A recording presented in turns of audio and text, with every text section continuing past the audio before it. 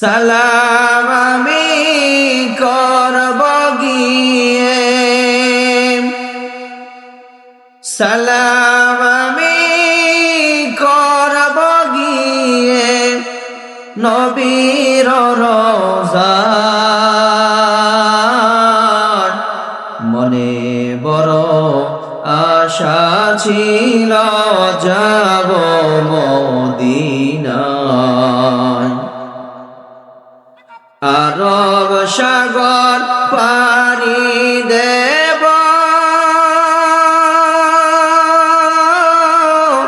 নেই কো আমার তরি, পাখি নয় যে ওরে যাব ডানাতে বর করি। আরব সাগর পাড়ি দেব, নেই কো আমার তরি, পাখি নয় যে ওরে যাব ডানাতে বর করি। ও আমার আশায় আছে সম্বল নাই, ও আমার আশায় আছে সম্বল নাই, করি কি উপায়, করি কি উপায়। ইন্নাল্লাযীনা ক্বালু রাব্বুনাল্লাহ সুম্মা ইসতাকামু তাতানাজ্জালু আলাইহিমুল মালায়েকা ألا تخافوا ولا تحزنوا وأبشروا بالجنة التي كنتم توعدون। আমার আল্লাহ রাব্বুল আলামিন তার পবিত্র কুরআনুল কারীমের মধ্যে রব্বুল আলামিন মানুষদেরকে জানায় দেন, ও পৃথিবীর মানুষেরা তোমরা শোনো, নিশ্চয় তোমাদের মধ্যে যারা আমি আল্লাহ রাব্বুল আলামিনকে রব বলে মানবা, রব বলে স্বীকার করবা, আমি আল্লাহ রাব্বুল আলামিন তোমাদেরকে এই রব বলে স্বীকার করার পরে সুম্মাস্তাকামু, অতঃপর তোমরা আল্লাহ রাব্বুল আলামিনকে যে রব বলে স্বীকার করেছো, রব বলে স্বীকার করার পরে এটার উপর তোমরা ইস্তেকামত থাকবা, অটল থাকবা, তাহলে আমি আল্লাহ রাব্বুল আলামিন তোমাদেরকে কি দেব সেই বিষয়টা মালিক তারপরে স্টেপের মধ্যে জানিয়ে দেন। সুম্মা ইসতাকামু তাতানাজ্জালু আলাইহিমুল মালায়েকা, আল্লাহ রাব্বুল আলামিন জানিয়ে দেন আমি ওই মানুষদের উপরে ফেরেশতা অবতীর্ণ করি, নাজিল করে দেই। নাজিল করে দেওয়ার পরে রব্বুল আলামিন জানিয়ে দেন আল্লাহ তাখাফু, তোমার আজকে কোনো ভয় নাই, ওয়ালা তাহজানু, আর তোমার কোনো টেনশন নাই। আল্লাহ তাখাফু ওয়ালা তাহজানু, এই দুইটা বলার পরে রব্বুল আলামিন দয়ার সাগর ডাক দিয়ে বলেন ওয়াবশিরু বিল জান্নাতিল্লাতী কুনতুম তুআদুন। আল্লাহু আকবার। আমার আল্লাহ রাব্বুল আলামিন মানুষদেরকে জানিয়ে দেন রবকে স্বীকার করার পরে যে সকল মানুষেরা এটার উপর ইস্তেকামত থাকবা, অটল থাকবা, অবিচল থাকবা, তার উপর আমি ফেরেশতা নাজিল করে দেই। ফেরেশতা নাজিল করে দিয়ে তার কানের কাছে জানিয়ে দেওয়া হয়, ও মানুষ তোমার কোনো ভয় নাই, ওয়ালা তাহজানু, তোমার কোনো টেনশনও নাই। তার পরবর্তী স্টেপের মধ্যে রব্বুল আলামিন জানিয়ে দেন ওয়া আবশিরু বিল জান্নাহ, তোমরা জান্নাতের সুসংবাদ গ্রহণ করো। কোন জান্নাতের সুসংবাদ গ্রহণ করবা? বিল জান্নাতিল্লাতী কুনতুম তুআদুন। আল্লাহু আকবার।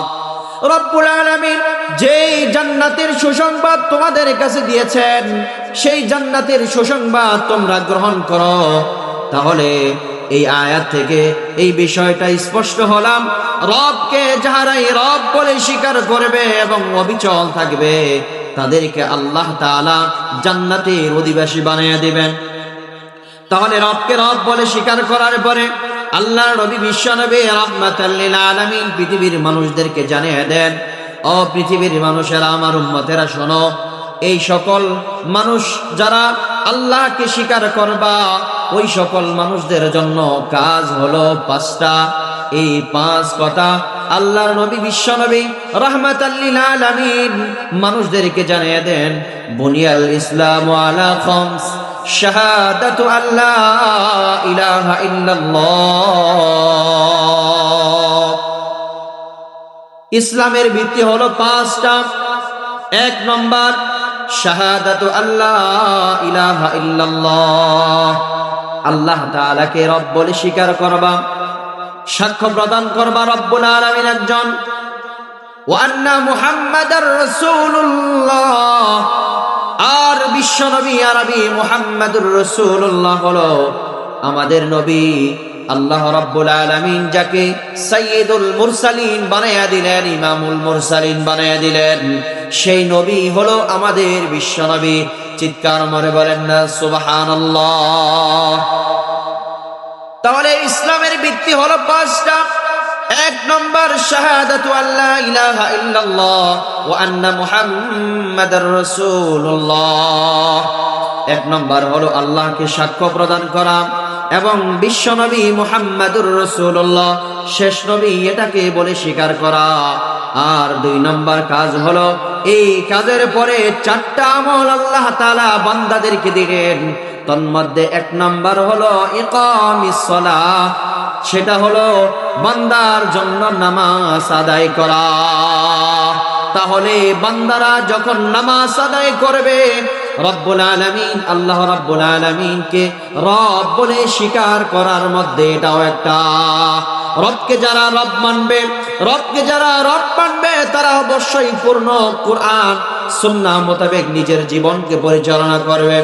রব্বুল আলামিন সূরা বাকারা 208 নম্বর আয়াত কারিমার ভিতরে রব্বুল আলামিন জানিয়ে দেন, ইয়া আইয়ুহাল্লাযীনা আমানু দুখুলু ফিস সিলমি কাফা, ও ঈমানদাররা, তোমরা ইসলামের মধ্যে পরিপূর্ণ প্রবেশ করো। একটু প্রবেশ করবা আর প্রবেশ করবা না, এমনটার নাম পূর্ণাঙ্গ জীবন বিধান নয়। পূর্ণাঙ্গ জীবন বিধান হলো রব্বুল আলামিনের দেওয়া বিধানের উপর নিজের জীবন পরিচালনা করা পরিপূর্ণ। যার কারণে রব্বুল আলামিন পৃথিবীর মানুষদেরকে জানিয়ে দেন, ইয়া আইয়ুহাল্লাযীনা আমানু দুখুলু ফিস সিলমি কাফা, তোমরা একদম পূর্ণতার সাথে আল্লাহ রাব্বুল আলামিনের ওই কুরআন সুন্নাহ মোতাবেক নিজের জীবনকে ইসলামের জন্য পরিপাটি করায়া দাও, ঢুকায়া দাও। আমানু দুখুলু ফিস সিলমি কাফা, যথেষ্টতার সাথে পরিপূর্ণতার সাথে ঢুকে যাও। আল্লাহ রাব্বুল আলামিন বিশ্বনবী মুহাম্মাদুর রাসূলুল্লাহর উপর এই কুরআনুল কারীমের এই আয়াত কারিমা আল্লাহ তাআলা মানুষদের জন্য জানিয়ে দিলেন। তাহলে এবার বলুন তো দেখি, যদি কোনো ব্যক্তি 4 রাকাত নামাজ, যোহরের নামাজ ছিল 4 রাকাত, যদি কেউ 3 রাকাত নামাজ আদায় করে, তাহলে তার নামাজ পরিপূর্ণ হবে? কথা বলেন না কেন? হবে? হবে না। যদি কোনো ব্যক্তি ওযুর ফরজগুলোর মধ্য থেকে একটা বাদ দেয়, ওযুর ভিতরে যে বিধানগুলো আছে বিধানের মধ্য থেকে একটা বাদ দেয়, তাহলে বলুন তো দেখি, সে ওই ওযু দ্বারা যতই নামাজ পড়ুক না কেন তার নামাজ হবে? কোনদিনই সম্ভব। যার কারণে রব্বুল আলামিন কুরআনুল কারীমের আয়াতের মাধ্যম দিয়া পৃথিবীর মানুষদেরকে জানিয়ে দেন, ও পৃথিবীর মানুষেরা, তোমরা পরিপূর্ণ ইসলামের মধ্যে প্রবেশ করো, তাহলে আল্লাহ রাব্বুল আলামিন আমাদেরকে জান্নাতের মধ্যে জায়গা করে দিবেন। কোন জায়গা? ওয়া আবশিরু বিল জান্নাতিল্লাতী কুনতুম তুআদুন, যেই জান্নাতের কথা রব্বুল আলামিন রূহের জগতের মধ্যে আমাদেরকে ওয়াদা দিয়েছিলেন, সেই জান্নাতের বিষয়টা তোমাদের জন্য অবধারিত, সেই জান্নাতের কথাটাই তোমাদেরকে বললেন। এই জন্য প্যারে হাজিরিন, মেরে মোহতারাম ভাইও, আমরা পরিপূর্ণতার সাথে ইসলামের মধ্যে প্রবেশ করব ইনশাআল্লাহ। কেন প্রবেশ করব? আল্লাহ রাব্বুল আলামিন আরো জানিয়ে দেন, ইয়া আইয়ুহাল্লাযীনা আমানু দুখুলু ফিস-সিলমি কাফা। এরপরে আল্লাহ তাআলা জানিয়ে দেন, ওয়ালা তাত্তাবিউ খুতুওয়াতিশ শাইতান, তোমরা শয়তানের অনুসরণ করিও না। শয়তানের অনুসরণ করলে তোমরা জান্নাতি হতে পারবে না। তোমাদেরকে আল্লাহ তাআলার ওই নরক যেটা জাহান্নাম বানায় রাখছে, ওই জাহান্নামের মধ্যে শয়তান তোমাদেরকে পৌঁছাইয়া দিবে। আল্লাহ তাআলা তার পরের স্টেপের মধ্যে বলেন, ইন্নাহু লাকুম আদুউম মুবিন। আল্লাহু আকবার। রব্বুল আলামিন মানুষদেরকে জানিয়ে দেন শয়তানের কেন অনুসরণ করবে না, এই বিষয়টা আল্লাহ তাআলা জানিয়ে দেন, ইন্নাহু লাকুম আদুউম মুবিন। নিশ্চয় শয়তান হলো তোমাদের প্রকাশ্য দুশমন, শত্রু। শয়তান ডাকলে পরে কেউ যায়? আচ্ছা বলুন তো দেখি, যদি আমাদেরকে আমার দুশমন ডাকে রাতের বেলায়, দিনের বেলায়, যে কোনো সময় দুশমনের ডাকে আমরা কখনো সাড়া দেই? সাড়া দেই না। কেন? বলে যে দুশমনের ডাকে আমাদের সাড়া দেওয়া যাবে না, কখন কোন ক্ষতি করে বসে। তাহলে আল্লাহ রাব্বুল আলামিন, যার হাতে হলো আমার প্রাণ, যার কাছে আমার প্রাণ পাখি, রিজিকের মালিক যে আল্লাহ, গোটা পৃথিবীর মালিক যে আল্লাহ, সেই আল্লাহ তাআলা মানুষদেরকে জানিয়ে দিলেন, ইন্নাহু লাকুম আদুউম মুবিন। শয়তান হলো তোমার চিরন্তন প্রকাশ্য দুশমন, শত্রু। তাহলে শয়তানের ডাকে কেন আমরা সাড়া দেই? তাহলে এখান থেকে স্পষ্ট হলাম, শয়তানের ডাকে আমাদের সাড়া দেওয়া যাবে না। এই জন্য মুহতারাম, আল্লাহ রাব্বুল আলামিন আমাদেরকে পরিপূর্ণতার সাথে ইসলামের মধ্যে প্রবেশ করতে বলেছেন। যেই সকল বান্দারা পরিপূর্ণতার সাথে আল্লাহ রাব্বুল আলামিনের ইসলামের মধ্যে, আল্লাহর দেওয়া বিধানের মধ্যে ঢুকবে, ওই ব্যক্তিদের জন্যই আল্লাহ তাআলা বলেন, ইন্নাল্লাযীনা ক্বালু রাব্বুনাল্লাহ।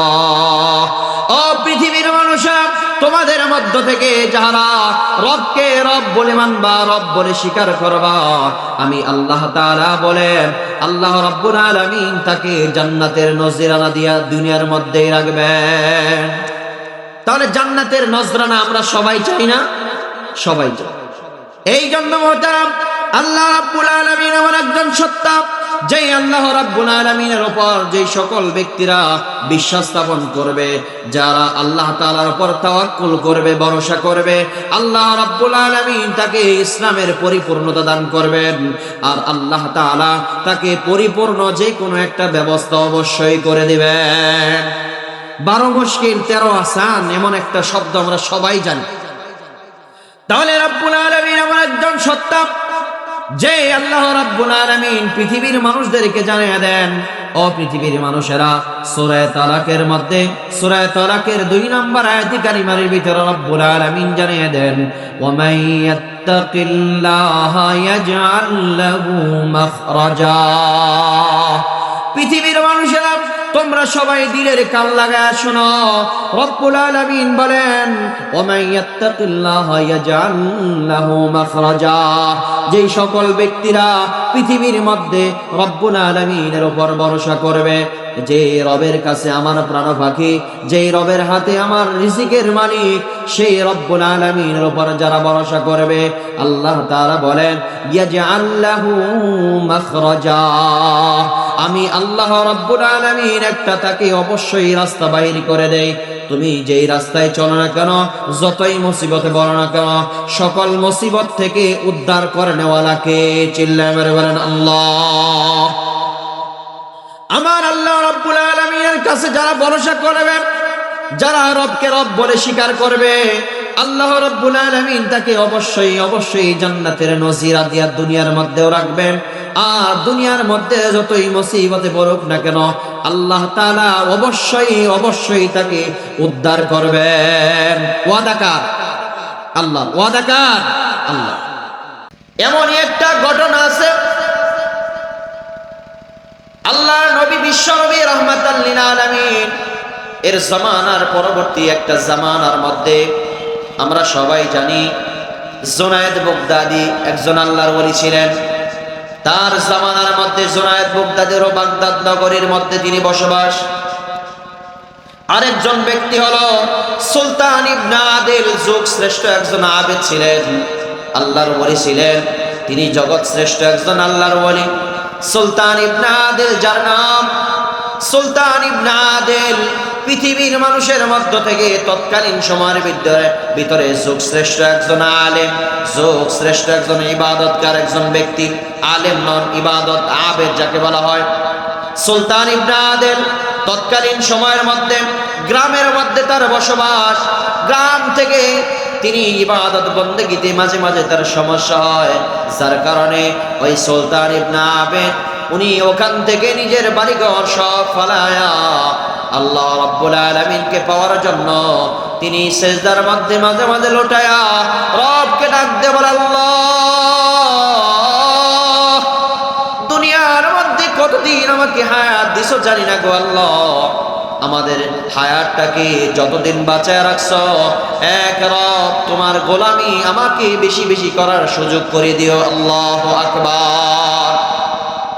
সুলতান ইবনে আদিলের ডাক আল্লাহ তাআলা কবুল করে নিলেন। সুলতান ইবনে আদিল নিজের বাড়িঘর সব ফালায়া তিনি ওখান থেকে চলে গেলেন পাহাড়ের পাদদেশের মধ্যে। এক পাহাড়ের উপরে একটা জায়গার ভিতরে পাহাড়ের উঁচু টিলার মধ্যে কিছু সমতল জায়গার মধ্যে সুলতান ইবনে আদিল জায়গা বানিয়ে নিলেন।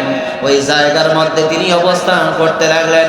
দীর্ঘকাল পর্যন্ত দুইটা সন্তান লয়া সুলতান ইবনে আদিল ওই পাহাড়ের মধ্যে অবস্থান করে দিনের বেলা রাত্রির বেলা ইবাদত বন্দেগীতে সময় কাটায়। দিনের বেলায় পাহাড়ের মধ্যে যায়া গাছ থেকে কিছু লাকড়ি কাটিয়া বোঝা বাইদা ওই সকল সামানাগুলো লাকড়িগুলো লইয়া ইয়ামেনের রাজধানী সনার মধ্যে যাইয়া তার যেই লাকড়িগুলো ওই লাকড়িগুলো তিনি ওই জায়গার মধ্যে নিয়ে নিয়ে বিক্রি করেন আর জীবিকা উপার্জন করেন। আল্লাহু আকবার বলেন। সনার রাজধানীর মধ্যে সুলতান ইবনে আদিল তিনি একবার লাকড়ি বিক্রি করার পরে রাত্রিকালীন বেলায় তার বিবির সাথে যখন ঘুমায়া যায়, রাত্রের বেলায় ঘুমায়া যাওয়ার পরে তার বিবিকে ডাক দিয়ে বলতেছে, বিবি আমার শরীরটা যেন কেমন ভার লাগতেছে, মনে হয় আমি আর বেঁচে থাকার কোনো সুযোগ নাই। আল্লাহ তাআলা হয়তোবা আমাকে দুনিয়ার মধ্য থেকে নিয়ে নিবেন, আমি হয়তোবা দুনিয়াতে আর বাঁচে থাকতে পারবো না। এই বলিয়া সুলতান ইবনে আদিল তার বিবির কাছে যখন এই বিষয়টা স্পষ্ট করলেন, এক পর্যায়ে সুলতান ইবনে আদিলের বিবির কাছে এই কথা বলার পরে আদিল ওই আবেদ ব্যক্তি তার বিবির পরিবারের কাছে তিনি বললেন কয়েকটা নসিহতের কথা। ওসিয়ত, মানুষ মারা যাওয়ার আগে কিছু ওসিয়ত করে যায়। সুলতান ইবনে আদিল তার পরিবারকে ডাক দিয়ে বলেন, বিবি আমার শোনো, তোমার কাছে কয়েকটা ওসিয়ত করতেছি। এক নম্বর ওসিয়ত হলো, আমি যদি মারা যাই রাত্রির বেলায়, তাহলে রাত্রি বেলায় আমার কাফন দাফনের ব্যবস্থা করে দেবা। দিনের বেলায় যদি মারা যাই, তাহলে দিনের বেলায় আমাকে কাফন দাফনের ব্যবস্থা করে আমাকে কাফন করে দিয়া জমিনের মধ্যে শোয়া দিবা। এটা হলো এক নম্বর ওসিয়ত। আর আমাকে মারা যাওয়ার পরে আমার যে কাফনের ব্যবস্থা করবা, তুমি যদি পারো তুমি কোনো কাফনের ব্যবস্থা করবা, আর না হয় তুমি আমার কাফনের জন্য আমার পরিহিত যে জুব্বা আছে এই জুব্বাটাকে পরায়া কাফনের কাপড় বানায়া পায়ের অংশটুকু খালি থাকবে, এই গায়ের অংশটুকুর মধ্যে কাপড় না বিভিন্ন গাছ গোছালির পাতা দ্বারা আবৃত করিয়া কবরস্থ করে দিবা। এই হলো 2 নম্বর ওসিয়ত। 3 নম্বর ওসিয়ত হলো, এখান থেকে আমি যেই মসজিদের মধ্যে যায়া নামাজ আদায় করে মসজিদের ইমাম সাহেবের মাধ্যমে আমাকে কাফন দাফনের ব্যবস্থা অতি শীঘ্রই করানোর ব্যবস্থা করবা। আরেকটা ওসিয়ত হলো, যদি আমার কাফন দাফনের জন্য মসজিদের ইমাম সাহেব এবং মুসল্লিবৃন্দরা না আসে এমত অবস্থায়, তাহলে তুমি আমার 2টা সন্তানকে লইয়া ওই যে পাহাড়ের উঁচু টিলা দেখা যায় ওই চূড়ার উপরে উঠিয়া ওখানে ওঠার পরে রব্বুল আলামিনকে ডাক দিয়ে বলবে, আল্লাহ, সুলতান ইবনে আদিল মারা গেছে, কদ মাতা সুলতান ইবনে আদিল, সুলতান ইবনে আদিল দুনিয়া থেকে চলে গেছে। যদি তার 2 রাকাত নামাজ মালিক তুমি কবুল করো, তাহলে এই 2 রাকাত নামাজের উসিলায় তার কাফন দাফনের ব্যবস্থা করে দাও। আল্লাহু আকবার। আল্লাহ নবী বিশ্ব নবী রাহমাতাল লিল আলামিন তার কুরআনুল কারীমের মধ্যে এই বিষয়টা স্পষ্ট করলেন। ভরসা করব কার উপর? ভরসা করব আল্লাহর উপর। ওমাই ইয়াত্তাকিল্লাহ ইয়াজআল লাহু মাখরাজা। যারা ভরসা করবে আল্লাহর উপর, আল্লাহ তাআলা একটা রাস্তা অবশ্যই বাহির করে দিবেন। সুতরাং এই রাস্তা বাহির করে দেওয়ার প্ল্যানের মধ্য থেকে সুলতান ইবনে আদিল রাস্তার মধ্যে রাত্রির মধ্যে কিছুক্ষণ পরেই যখন ঘুমায়া যায়, ওসিয়তগুলো করার পরে তিনি ওখানে মারা গেলেন। মারা যাওয়ার পরে তার সন্তানদেরকে পাঠিয়ে দিলেন ইমামের কাছে। ইমাম সাহেব বললেন, রাত্রিবেলায় একা আমি যায়া সব কাজ কর্ম করতে পারবো না, সুতরাং যাও। এমতো অবস্থায় আগামীকাল সকাল বেলায় আল্লাহ তাআলা যদি বাঁচায় রাখে, তাহলে তোমার বাবার কাফন দাফনের ব্যবস্থা আমি করে দিব। এই কথাটা জানিয়ে দেওয়ার পরে আল্লাহ রব্বুল আলামিন ওই ব্যক্তিটার মধ্যে তাকওয়া এমন ভাবে ঢুকিয়ে দিলেন, সুলতান ইবনে আদিল সঙ্গে সঙ্গে তিনি চিন্তা, মারা যাওয়ার পরে সন্তান গেল, ইমাম সাহেব আসে নাই।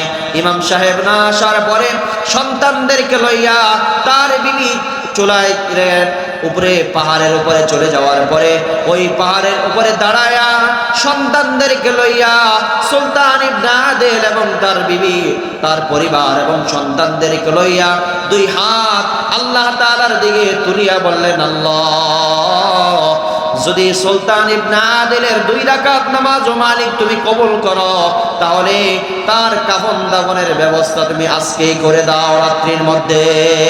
আল্লাহু আকবার।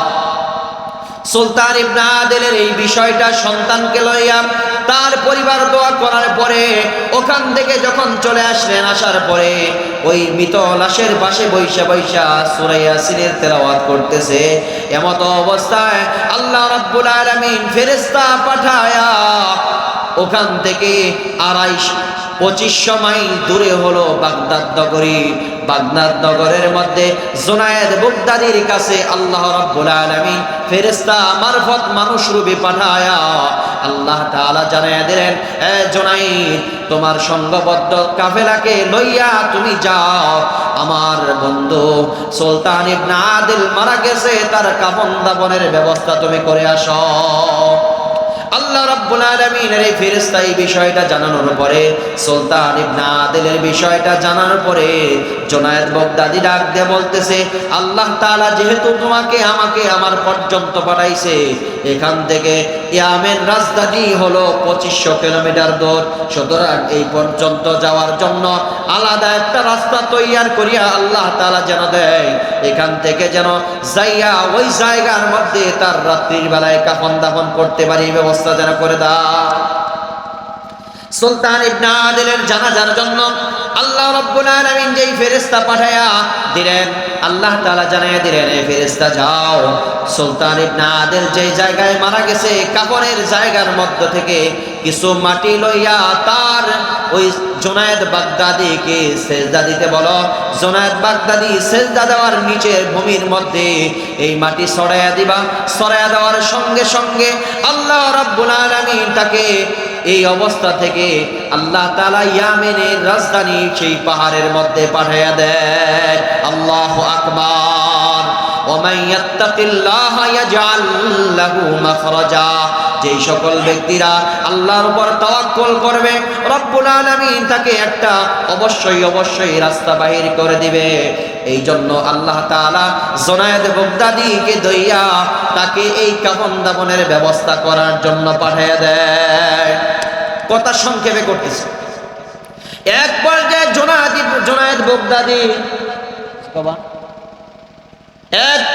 জুনায়েদ বাগদাদি জানাজার জন্য সকল কাফন ব্যবস্থা করলেন। জানাজা পড়ানোর আগ পরে যখন তাকে গোসল করানো হলো, গোসল করানোর এক পর্যায়ে পরিবারের কাছে যখন বলল কাফনের ব্যবস্থা করে দাও, কাফন চাওয়ার পরে জুনায়েদ বাগদাদি যখন কাপড় চায়, তখন পরিবার ডাক দিয়ে বলে, আমার কাছে তার কাফনের জন্য কোনো কাপড় অবশিষ্ট নাই, আমরা গরিব মানুষ, সুতরাং তার জুব্বা, পরিহিত জুব্বা দ্বারাই তাকে কাফনের কাফন ব্যবস্থা করে দাও। যখন এই কথাটা জানতে পারেন, জুনায়েদ বাগদাদী মাথা থেকে পাগড়িটা খুলিয়া তার তিনজন সাথীর তিনটা পাগড়ি লইয়া ওই কাফনের কাপড় ব্যবস্থা করেন।